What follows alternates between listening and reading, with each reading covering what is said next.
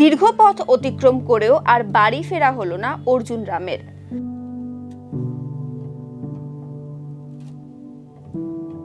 গোয়ালপুকুরের বাসিন্দা ছিলেন অর্জুন রাম। অসমের শিলচরে দিনমজুরের কাজ করতেন। কর্মস্থল থেকে কাঞ্চনজঙ্ঘা এক্সপ্রেসে বাড়ির পথে রওনা দিয়েছিলেন। আর কিছুটা পথ পেরোলেই পৌঁছে যেতেন বাড়ি। তবে রাঙাপানিতেই শেষ যাত্রা হলো তার। দুর্ঘটনায় প্রাণ হারান অর্জুন রাম।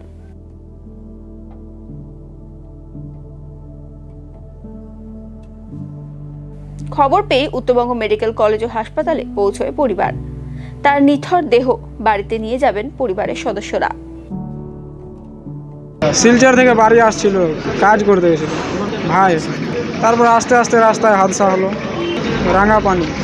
জানতে পেরেছি বাড়ি পৌঁছায় না, অনেক লেট হচ্ছে। তো ফোন করছি, ফোন লাগছে না। তারপর মোবাইল তো সবাই চালায়, নিউজে চলে আসলো, ব্যাস দেখে নিলাম।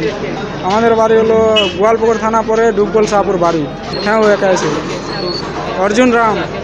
হ্যাঁ, শিলচরে কাজ করতো 2 বছর ধরে। পরিবারে একটা বোন আর ও নিজে ছিল, আর মা বাবা লেবারই কাজ করতো। আরও লোক আছে, তো ওরা আসেনি। ওর মানে শরীর ভালো লাগেনি বা ঘুরতে আসছিল। আমি আছি মোটামুটি 2-3 ঘন্টা হবে।